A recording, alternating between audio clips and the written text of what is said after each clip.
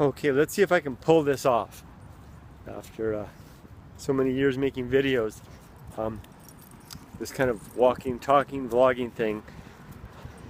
I'm so out of practice with it, and I think I've kind of lost the knack. But let's give this a try because I want to say something. I was commuting home from work today, and I saw a video by Busan Kevin, Kevin O'Shea, aka Busan Kevin.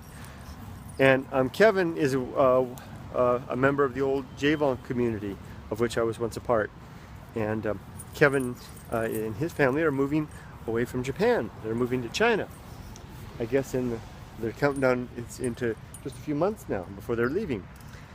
And I've been watching every now and then when Kevin mentions this in his videos, I've been following along. And I'm very interested. Of course, you know, I'm curious. These are people that I used to know, and even though I'm not really involved with that community anymore, I try to keep in touch. I mean, I try to keep up. I don't keep in touch.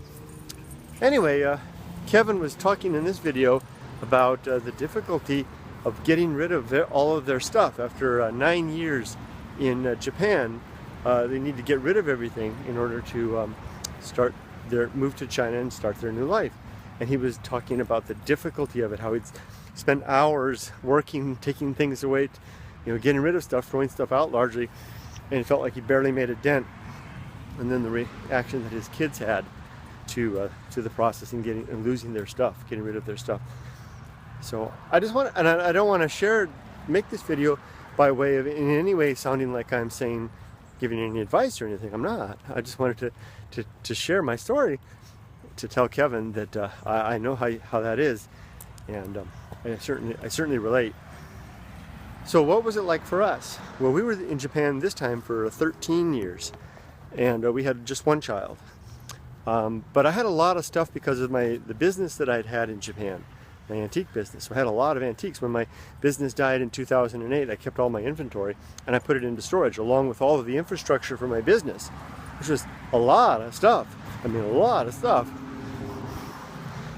Most of that stuff wound up getting thrown away, literally taken to the dump and tossed aside. I tried to give it away.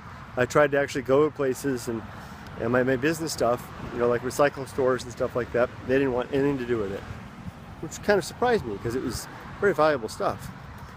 Most of the actual merchandise was picked up by my friend and another J-vlogger, Victor. Give me a flake man. Give me a break man. You gotta say them both. I don't know what he did with it. I think hold on, I'm looking at the dog, he's pulling the thing. Another thing I don't have anymore is the arm power to hold this up like I used to. I know that Victor gave some of it away as like giveaways. I don't know what else happened to it. I know that every now and then when I watch his videos in his, when he makes in his little man cave there, it's not a little man cave, it's a pretty big place. I can see some of my old goodies behind him, including the big old Okame face, the big white face in the back. That was a treasure of mine. There's a story behind that, but I won't tell that now.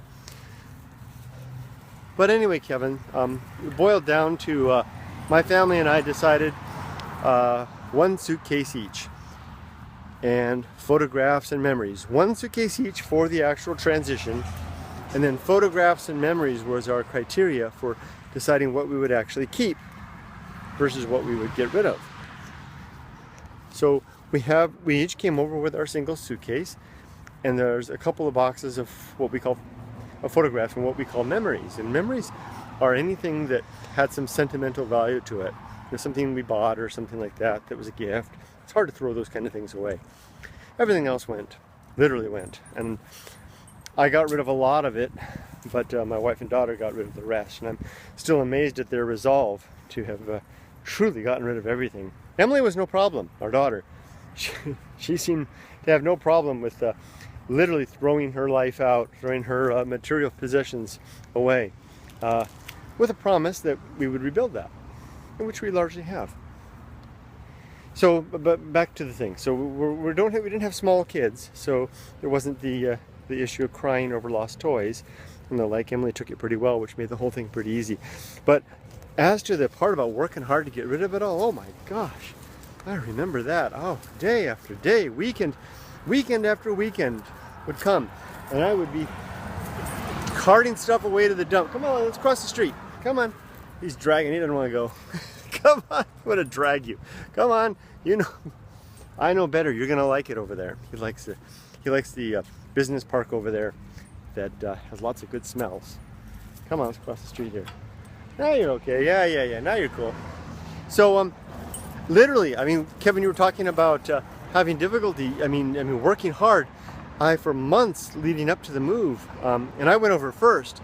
I was just working so hard. I was taking dump at load after load to the dump, just throwing stuff away, just amazing stuff. And in the end, even really stuff that we thought was really valuable, like our refrigerator, which was a really good refrigerator and was relatively new, and our washer and dryer, they were good. And I think we had to pay to have them removed. Our car,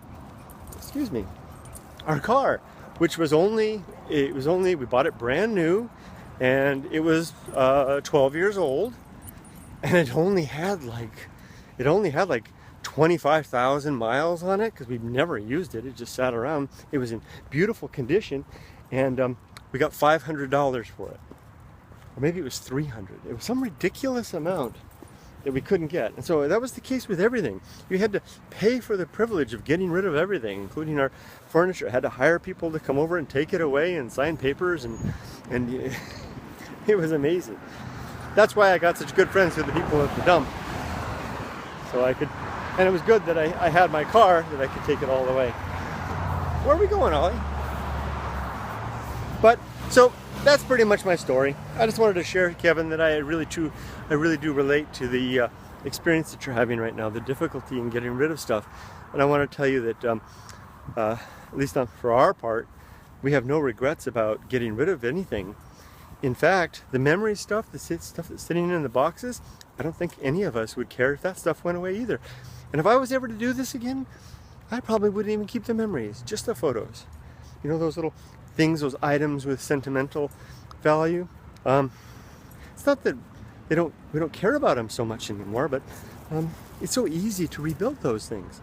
And what's really important is this is going to sound weird coming from me, because I think that the impression that I've left with the community that I left behind in Japan was that I don't care about the connections, the human connections, because I've largely neglected them.